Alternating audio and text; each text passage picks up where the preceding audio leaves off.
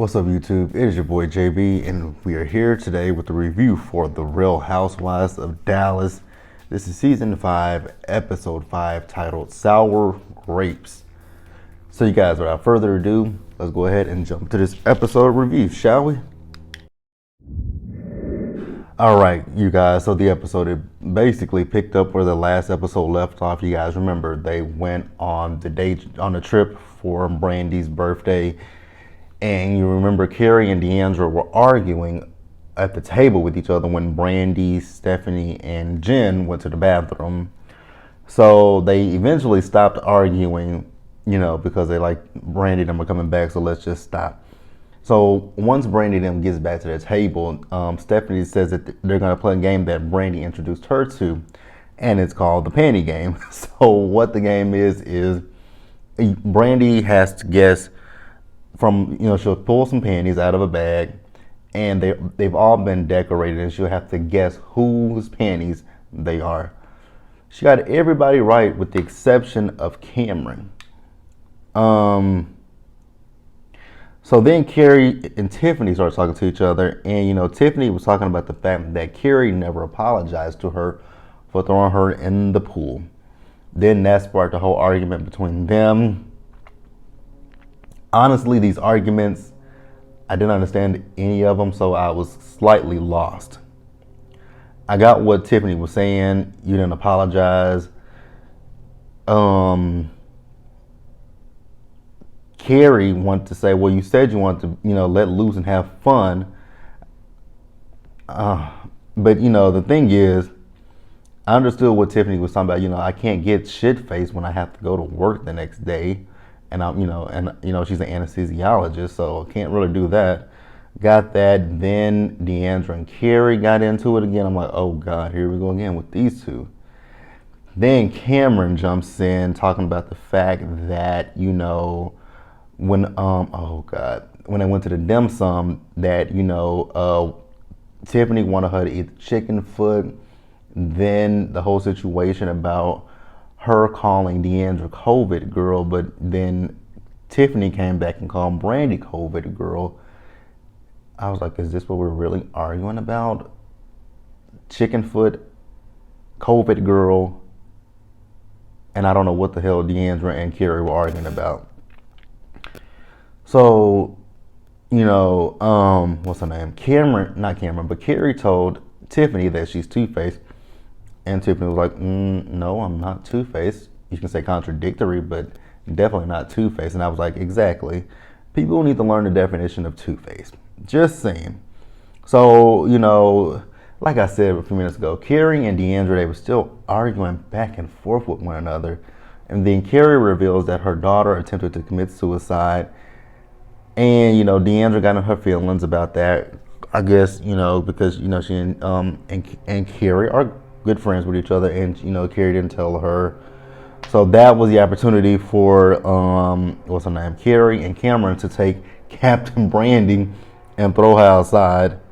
But before they left, they found a dummy.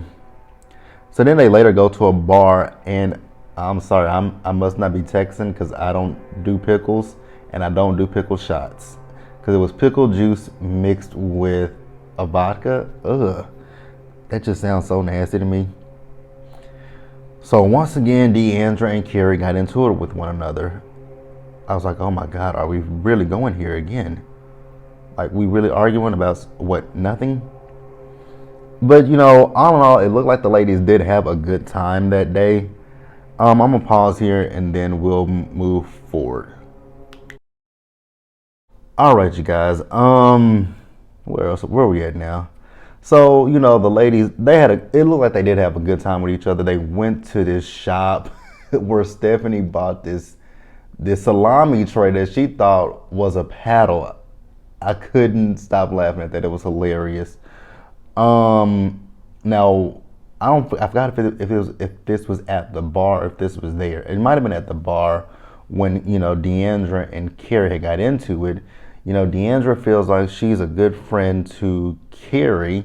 She feels like she talks to Carrie all the time, but Carrie never, asks, never tells her what's going on in her life, and though she asks her about it. And then Carrie feels like when she talks to Deandra, it's always about Deandra this, Deandra that, Deandra. So they're both saying the same thing. Literally, they're saying the same thing. One only talks about themselves and then omits, forgets about the other. So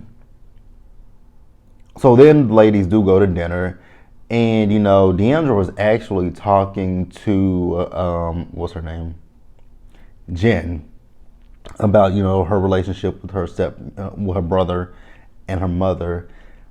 And I don't know who asked them what they were talking about, but she finally tells the girls like, hey, I went to my stepmother's, my brother's house, and I wrote a letter and I left it in the mailbox. So now the ball is basically in their court.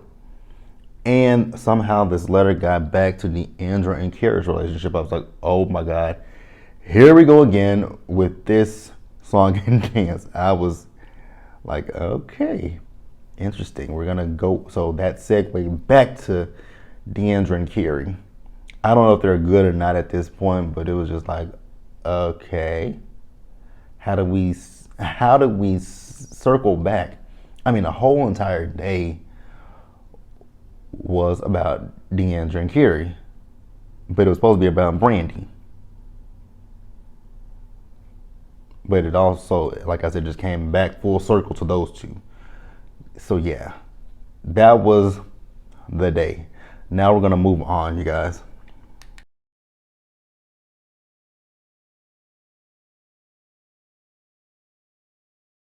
All right, you guys. Next, let's talk about Carrie. So, I have a question, and this question is not me being shady or anything. It's just a genuine question.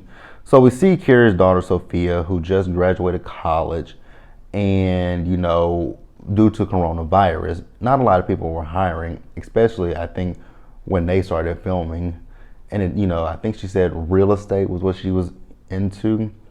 So not a lot of people were hiring, and not a lot of people were buying homes, at the beginning of COVID. So Carrie has her working with her in her jewelry line. Now this is the question that I wanted to ask. I saw that Carrie had a room dedicated to, her making her jewelry, but again, not being shady or anything, but who is actually buying Carrie's jewelry? Did she say she made $100,000? I mean, if she made $100,000, that's amazing. But my question just comes back to who's really buying it? It's nothing, and I'm not trying to be, again, I'm not being shady, but it just looks like something that you can go into a craft store and buy and make yourself. Again, not being shady, just asking the question. Who's buying it? So then, Carrie wants to talk to her daughter Sophia about her divorce from her ex-husband, after she had her conversation with her other daughter. But Sophia doesn't want to discuss the divorce. So then they start talking about Deandra and, the fact that, Deandra's talking about she's the only one that has a viable business.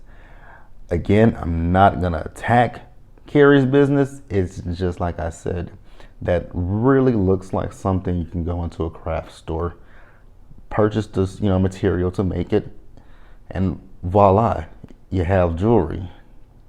Again, I'm not being shady, but I don't see what differentiates herself from, again, say me going into a craft store, buying the materials to make it, and then, now if she has some things that were, originals, like, something that you couldn't find in a store, or that you had the special order, that would be a different situation. But I just don't see it.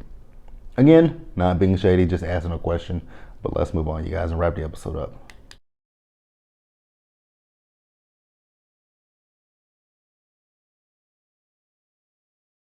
All right, you guys, and we're gonna wrap the episode up talking about Tiffany.